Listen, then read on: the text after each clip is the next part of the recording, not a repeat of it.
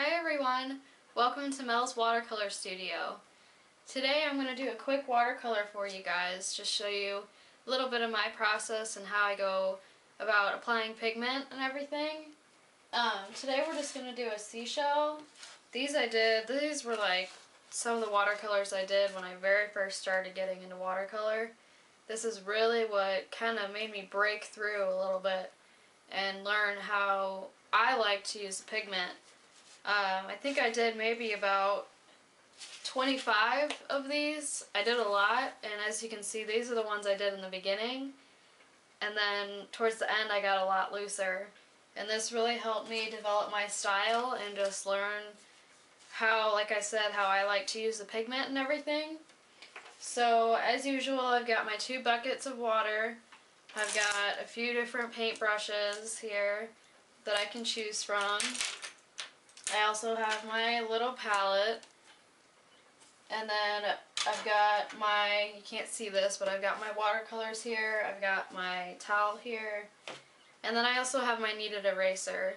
I've gone ahead and drawn out the shell, but I'm going to go back before we start and kind of pick up a little bit of that pencil line. And then I also think I'm going to be experimenting a little bit with salt. If you put salt on wet pigment, it creates an interesting effect and texture. So let's get started.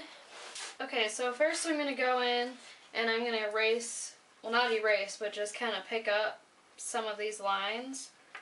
And I'm just really just like dabbing along the line here just to pick up a little bit of it.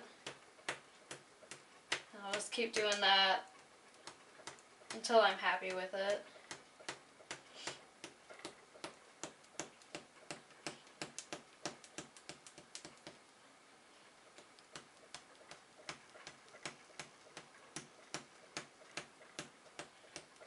Another great thing about kneaded erasers is they're fun to play with.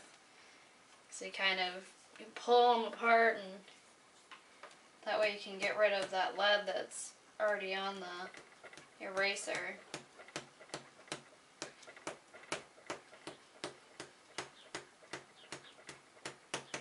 Okay, so I think that should be about good.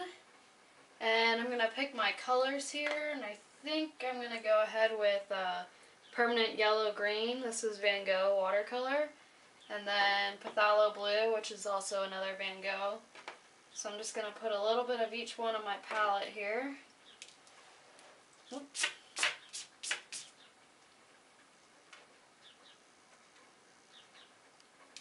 Probably not going to need too much for this one. I think I'm also going to get some Payne's Gray, just so I can make my darks just a little bit darker. So I'm aiming to do a watercolor look that looks like this. You could do a more controlled version, but I like to use the blossoms in my paintings a lot, which is just kind of the separation of the water and pigment. So I'm going to go ahead and work on this shell like this one. So I'm going to get kind of a big brush, hopefully you can see that. Get a little bit of my water on my brush here. And I'm going to do just kind of like a little background to start off with. And I think I'll just do kind of like a light gray. And I'm going to make it darker on this side and lighter on this side. So I'm just going to take my water. I use a wet on wet process. So first I wet the paper and then I put the pigment over the wet paper. So I'm just going to, I'm not going to go out too far. Okay.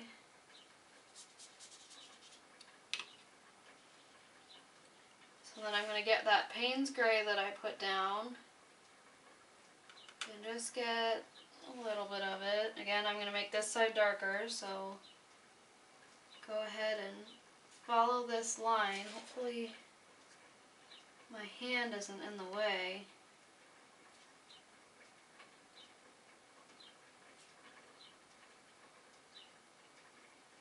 And I'm kind of pushing the pigment out a little bit.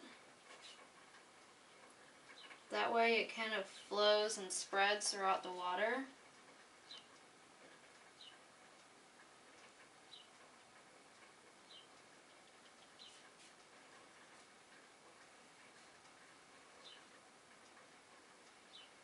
I'm going to wash that off. And then I'm going to get just some clean water and go along this edge here, just to try and help pull that pigment out a little bit more. And I might even tilt the paper a little bit and just let it kind of run. And then if it stops there, you can always apply more water.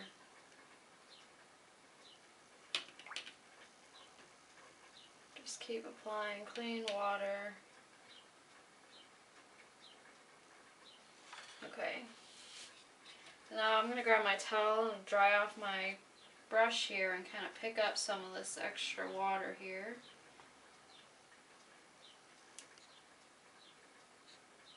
Should be good. Gonna wet this down here now.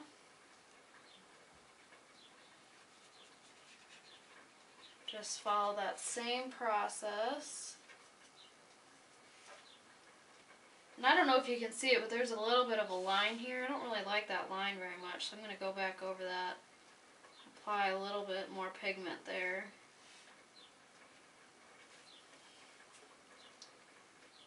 Just keep following this line.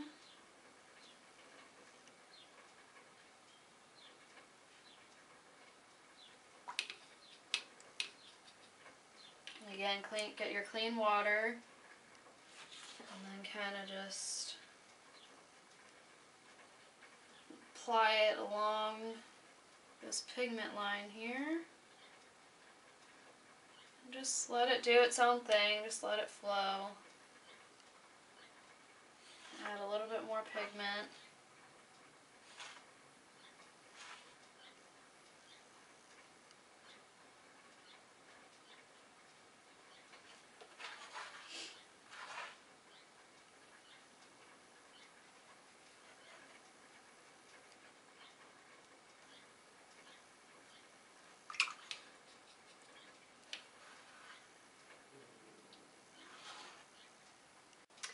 Okay, sorry about that. My camera decided to die on me.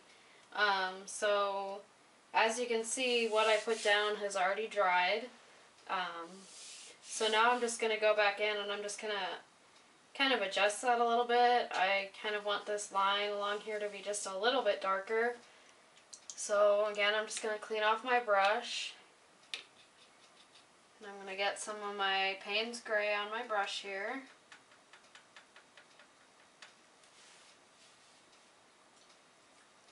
I'm just going to apply a little bit of dark pigment here.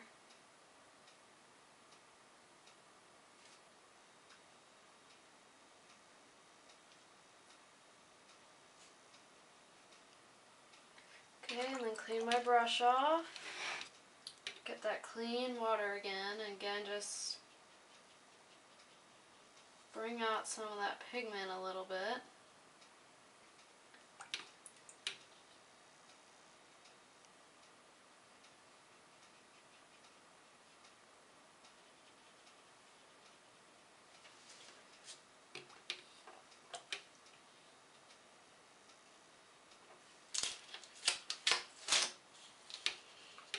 Pick it up again and just do what I was doing earlier and get my clean water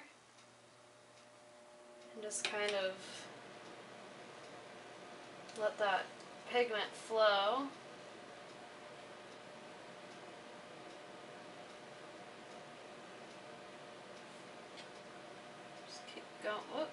Just keep going along this edge here.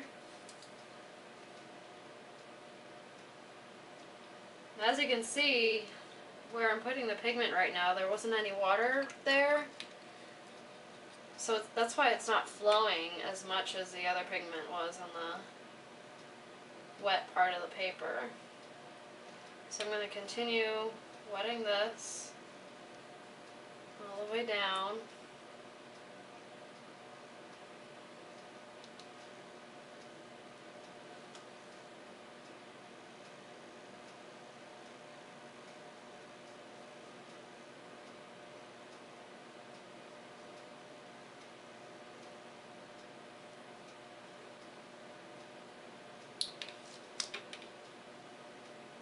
Hopefully you can see this. I might have been completely holding that out of your view. I apologize if I was. You can always tell where my camera is. So okay, and then I'm going to go back again, dry off my brush, and just kind of pick up some of that extra water here.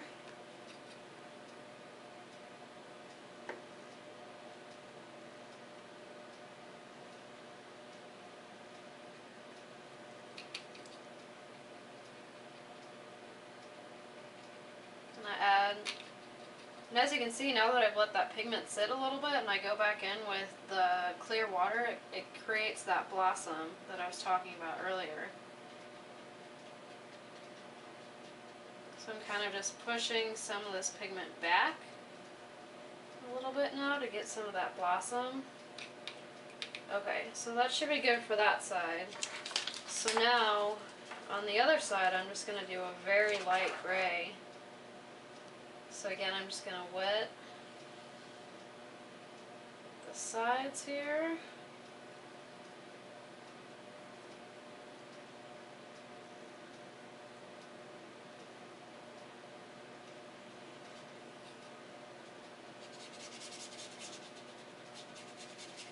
Okay, get a little bit of my Payne's gray, not a whole lot, because I do want this side to be a lot lighter than this side.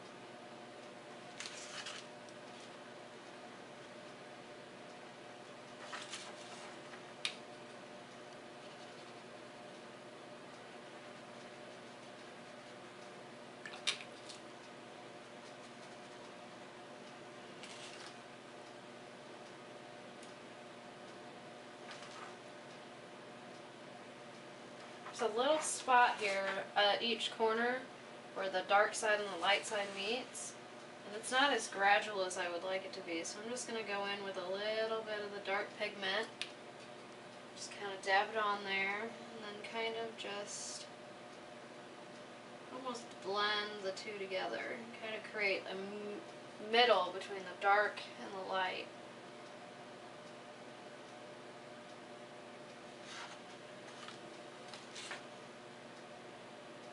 Okay, and do the same thing down here, and then we'll be finished with the background.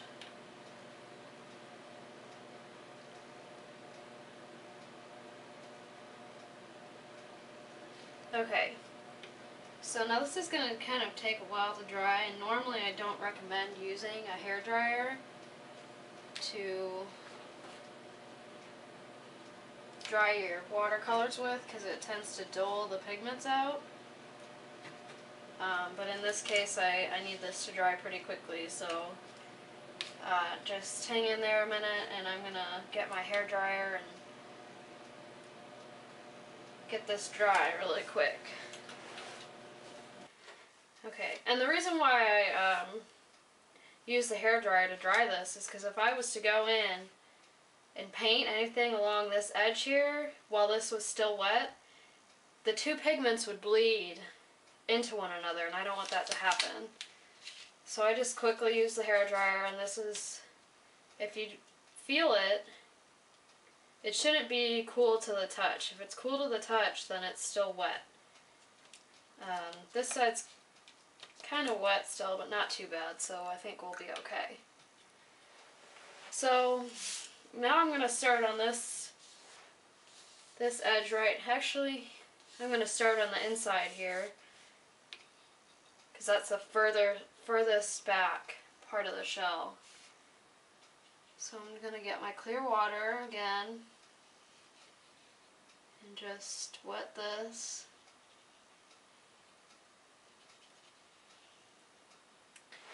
Okay, and then I've got my two colors here, so I'm going to use my dark first. This is my cerulean blue, or phthalo blue, I apologize. Gonna get that. See, already I can tell that this isn't as dark as I wanted it to be.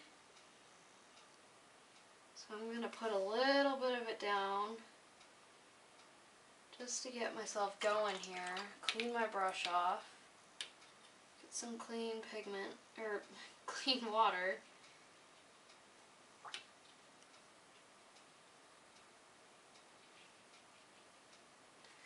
Okay, I want this to be a little bit darker, so I'm going to get some of my phthalo. Oh my goodness, I am not very good at colors today. My paint's gray.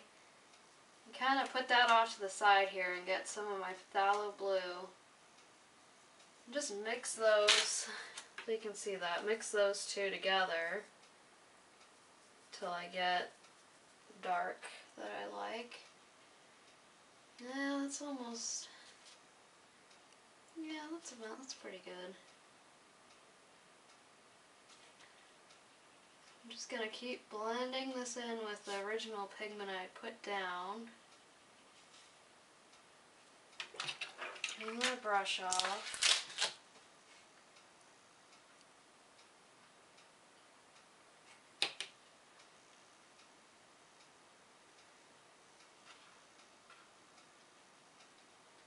Okay, now I'm going to get some of my... make sure I get this one right, my permanent yellow-green. Get that on my brush here. Fortunately, these... there we go, okay. I'm just going to put this down at the bottom here.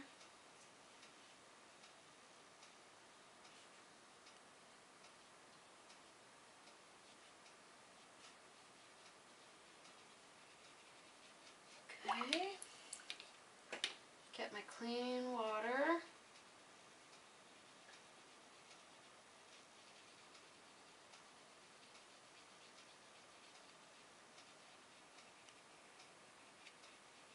Just keep blending, keep getting clean water and putting it in here. I'm going to get some more of my blue.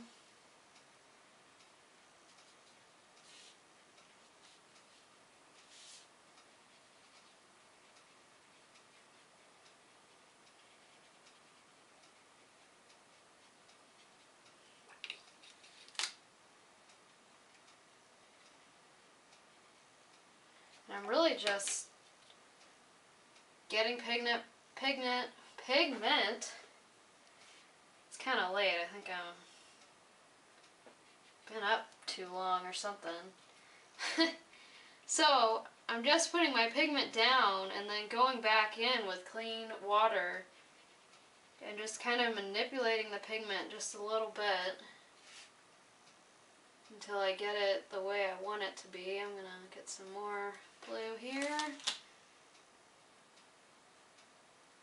I'm going to get my brush really, really wet. That way, when I put it down, it's just going to flow.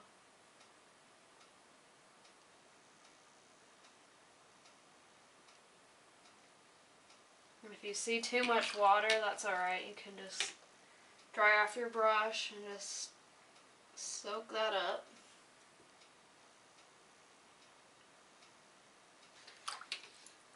Get some more of my green.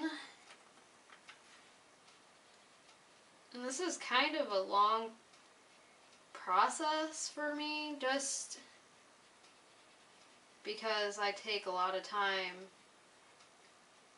adding pigment, pushing it back, getting clean water.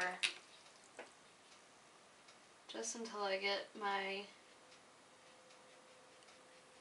desired look. Okay, so this should be good for right now. I might go back in a little bit later, but right now I want to show you what salts can do. So this is still wet, so I'm going to get a little bit of my salt, just normal. This is sea salt that I'm using, but any salt would be fine. So I'm just going to get this and just kind of sprinkle it over that pigment. And I'm just going to let that sit for a little bit. Okay, so I've let my salt dry. So now all I'm going to do is just kind of take my fingers and just kind of scrape the salt off as much as I can. Pick this up and kind of do that.